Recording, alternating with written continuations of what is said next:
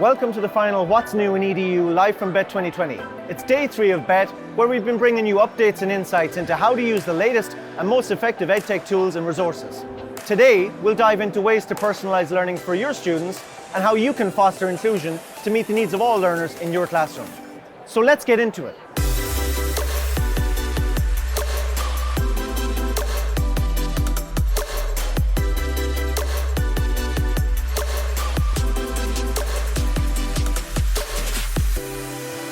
I've been looking forward to today because we're talking about two topics close to my heart: inclusivity in the classroom and the power of community. I'm absolutely thrilled to share some real-life success stories from some real-life educators and how they were able to use Microsoft tools and resources to personalize learning for their students, to not only meet the needs of all learners, but to support teachers in this pursuit as well. Let's watch.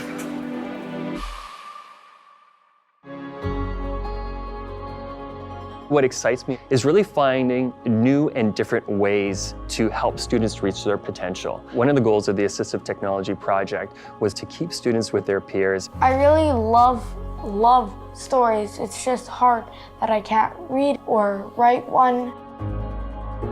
With dyslexia, you're having to spend your day decoding. When I was in grade 4, I asked my table, how do you spell the word lion? And they laughed and laughed.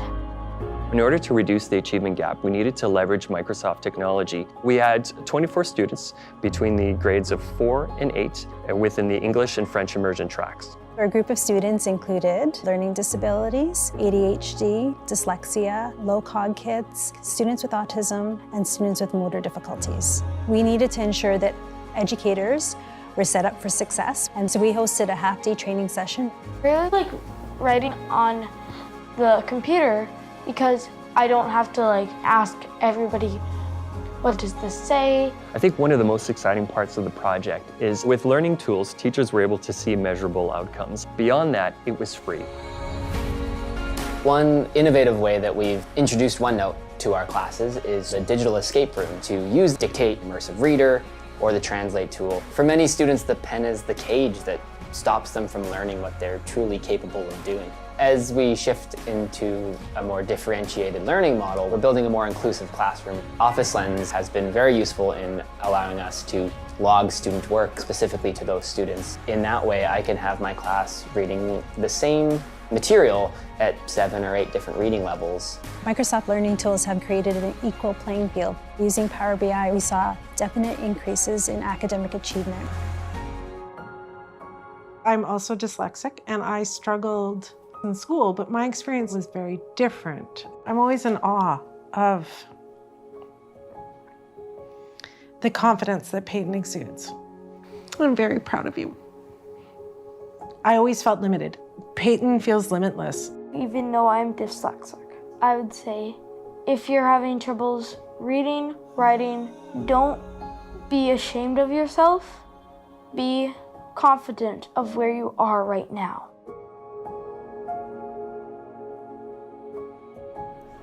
Hey everyone, this is Mike Tholfsen, and I'm here today with Greg and Nicole from the Louis Riel School District, and they're based in Winnipeg, Manitoba. And today we're going to be talking about inclusion and what they've been doing in their district. So welcome and thank you for joining us. Thanks for having us. Thank you, Mike. So first, why is inclusivity important and why now?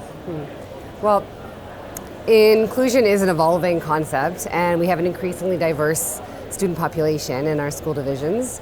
And this evolving concept of inclusion has really shaped how we look at professional learning. It's shaped how we look at instruction and assessment in a differentiated way through the lens of universal design for learning. We really need to think about how some students are facing significant barriers to access curriculum and to demonstrate what they know, and for students to reach their full potential and contribute to the school, to society. We need to really start thinking about how we can make accessible the curriculum to all of our students. Yeah, well, so Greg, tell us a little bit about your program and the pilot that you've been working on. Yeah, so what we did is we had a great opportunity to combine school clinicians, school leaders, student services teachers, IT department. We brought everybody together into this unique pilot project to dive into the learning tools. We wanted to have school clinicians working with teachers in the classroom to really identify some of the students who have those barriers and see how the learning tools, Immersive Reader, Dictate tools, can help those students share their learning, share their knowledge, but also to overcome the barriers to the curriculum, and also to work with teachers. Teachers are the driving force in the classroom, so having the teachers being confident, proficient, having the skills, but also use the good pedagogy to employ these tools in an effective way in the classroom. Oh, that's great. I love the fact that you're looking at that across in a systemic way, which is great. I know that I've talked to folks about how you've been rolling this program out and how it's been so powerful. So tell us a little bit about how Immersive Reader has been helping in your district. Well, our teachers, they completed a survey, a pre and a post survey, and we've also used Power BI to analyze some report card data, and we're noticing that there was increased academic output, academic achievement, confidence, sense of independence, engagement in all of the students that were in the study. And also anecdotally, that the teachers that have had the most success are the ones that have used it across the entire classroom for all of their students. And one of the really surprising pieces of feedback was that teachers all reported that they also had an improved relationship with their students as a result of teaching through this lens. Students were able to display their knowledge, first of all, understand what the task was that they were asked to participate in the classroom with, but also they were able to display their learning, they were able to relate to the teacher, relate to the students in the class, and like in the video with Peyton, she was able to show her strengths, and students appreciated that. They saw students who were not participating in the class now being able to express their learning, and it was appreciated as a whole, as a community in the classroom. That social emotional impact is so huge and so important. Yeah. I see that a lot when I work with a lot of schools. I see the same type of impact that you're talking about.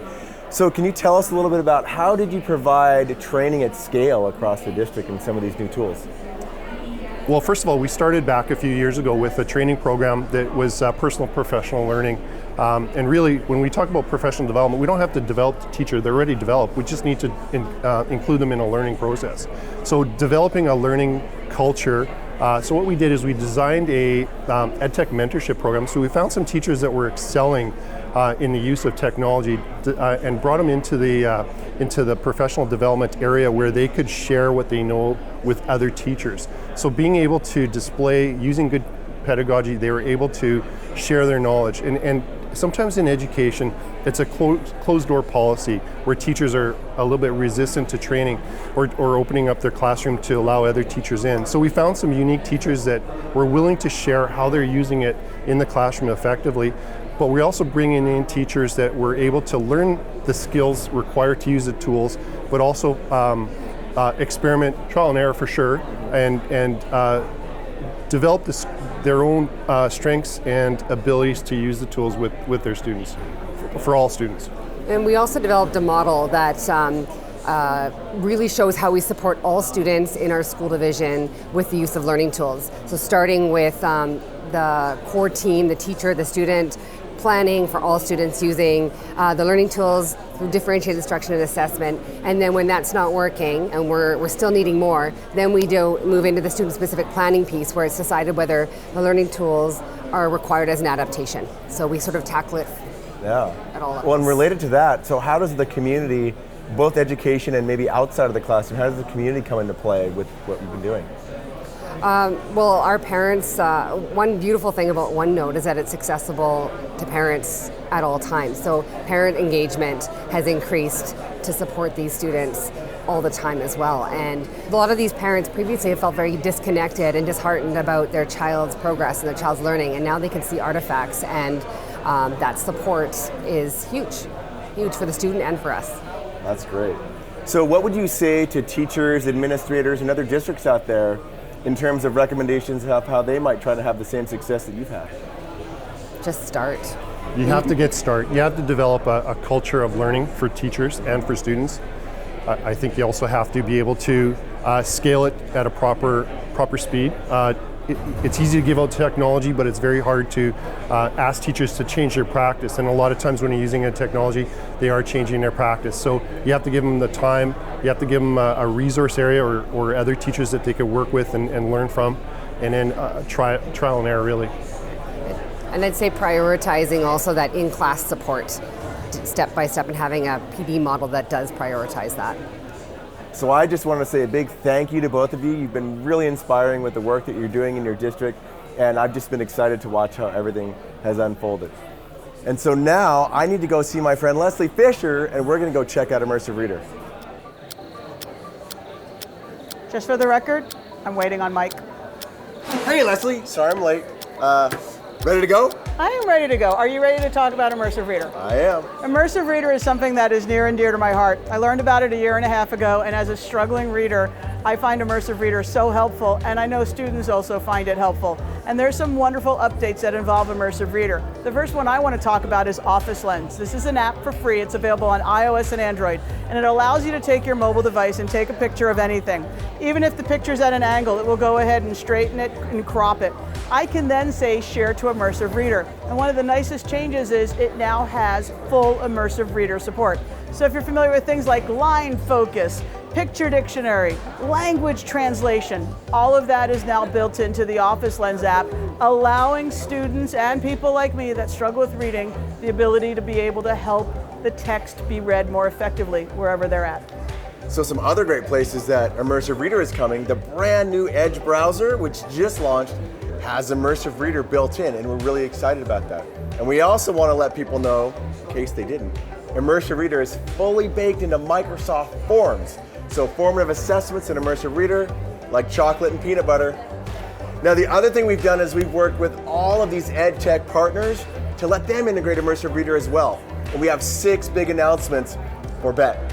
So we've got vocabulary, Helper Bird, It's Learning, Haldor, Kid Blog, and one of your favorites, Pear Deck. Pear Deck, all of these with Immersive Reader support. And Pear Deck is something that I've just started showing recently to my audiences, and it is a great way to have student engagement on every single slide that you show. If you haven't seen it, take a look at it. It's wonderful, and now it has Immersive Reader support, which makes it even better. But not just the new partners, there's tons of partners that have already integrated the Immersive Reader and a bunch of our favorites. So we've got from Buncee, Canvas, and ThingLink, and then probably my favorites in the list, Merge, Wakelet, and also the gang at Nearpod. Leslie, thanks to you. It's been great hanging out. And thanks to you, I'm late for my presentation. Well, now that Leslie's gone, I'm going to tell you about OneNote Live Captions. One of the most exciting Bett announcements we've made fuses Microsoft Translator with OneNote to make the most inclusive note-taking experience you can have. So imagine that you're in a college class or a K-12 class and you don't speak the native language, maybe you're deaf and hard of hearing, or maybe you're getting overwhelmed by all the information that's being spoken at you. What I'm going to show now is how you can bring all of that right into OneNote. So imagine I'm a professor. I'm Professor Mike, and I've created a join code with the free Microsoft Translator app. There's this join code. Now imagine I'm a student. Here I am in OneNote, and I click the Live Captions button. And I'm going to take that join code that I got and enter it. And I'm going to choose my caption language. We'll choose English to start. Now as I hit join, you'll see Professor Mike and all the captions, pretend I'm presenting in a class, are starting to come through on the right-hand side. Now I can go back into OneNote and take notes at the same time while I still get those transcripts coming in. Now imagine Mike said, this is going to be on the test. I hit that pause button and I pause the caption stream. Now the student can go and highlight different parts that were important from that transcript. Now Professor Mike was continuing to talk while I've been highlighting, I've made the text bigger, but what about all that caption that was coming through? Well, I hit the play button down at the bottom and everything jumps right in and you can get caught up. Now everything that was being captioned is automatically saved into OneNote into this transcript section that I just clicked on. You can see all the transcripts are right there, automatically. Now maybe there's a student in the class who speaks Japanese, but I don't understand English as well. I can go and choose now Japanese as one of my languages, because this is like with Microsoft Translator. And I join up and now everything is in Japanese. So this is going to be rolling out to private preview in February, and then it's going to be broad in the spring. Now it's going to be the Windows 10 app, web, iPad, and Mac. So that's enough for me. I'm exhausted. Whew, I'm getting back out there. Recently, I had a chance to try out assigning and collecting work from my students using Microsoft Teams. Here are 6 things I really liked. Assignment status. On the Assignments tab, after selecting an assignment, one of the status options is Viewed. This lets me know that the student at least opened the assignment. It also shows me not turned in or turned in. Feedback in Teams, I can leave feedback 2 ways on a student assignment. From the assignment page, I click on the feedback icon and the feedback box expands out right underneath. No extra mouse dragging or clicking. The other way is when viewing student work, a sidebar pops up to allow me to see the student document and give feedback and scores side by side. I can search a student's name. While giving feedback and assignment to a student, I can easily go to the next student or use the arrow next to the student's name to open a search box where I can type the student's name. Just the first couple of characters is sufficient to switch to another student. And rich text. This is huge. When typing an assignment description, I can do bold text, bullets, and hyperlink. And speaking of hyperlinks, I can display text for links. This is a big deal for me. When posting links, the site title can be convoluted. Teams allows me to type what I want the students to see rather than the whole ugly URL. And last but not least, activity feed for feedback. Is there anything worse than leaving a student feedback that they don't know about? That is the definition of wasting our time. Teams has an activity feed that lets the students know they receive feedback. What? So that's it for now. Thanks. Hi everyone, last night we had an amazing fan fest in the Microsoft store in London. We learned so much, we had great conversations, we took a load of selfies, and the most amazing thing, maybe even the most wonderful thing, was that Microsoft announced one lucky winner to go to E2 2020 in Sydney. I've got news for you, this educator is here with me right now. Pooja is an amazing educator from the UK, and I think she's going to have an amazing time at E2 2020 in Sydney. Let me just start by saying one thing. I visited E2 in Paris last year, and it was a transformative experience for me. I learned so much. I had so much fun with my community that I connect with on all the social media networks. I got a chance to present. I got a real chance to be part of a community. What do you think it is that you're going to take from this event, and what are you most excited about? So I'm super excited about meeting other educators globally. I'm really looking to hearing about their journeys and learning about tips and tricks about what they do in their lessons. Amazing. I don't even have to be a fortune teller to tell the future to know that you're going to have a most wonderful time. And I think, you know what we should do? We should have a selfie to capture this moment. How does that sound? Sounds great. Let's do it. All right, selfie time. And on the count of 3, we're going to say E2 winner. 1, 2, 3. E2 winner! Woo! What an amazing week we've had here at Bett 2020 in London. Mate, good to see you. Hey mate, where have you been all week? I've been around. Since that has this feature as That well. is awesome. Right? Okay, so My collection. I'll show you in a second how I can drag that in. Feedback. What? I haven't seen you all week. You're so sneaky. Yeah. But I've got a big question for you, Stephen. The question is, what's been new in EDU? I'll tell you. Some amazing EdTech innovations, technology that's impactful and meaningful and improves student outcomes and makes classes more fun for learners and educators. I've met some amazing educators and heard some amazing stories. But enough about that for the moment. We'd love to get your feedback as well on Twitter at Microsoft EDU, and I got one more thing I want to do. Let's do a wonderful selfie, shall we? come on down. Let's go. Okay, on the count of 3, we're going to say, see you next time. 1, 2, 3. See you next time.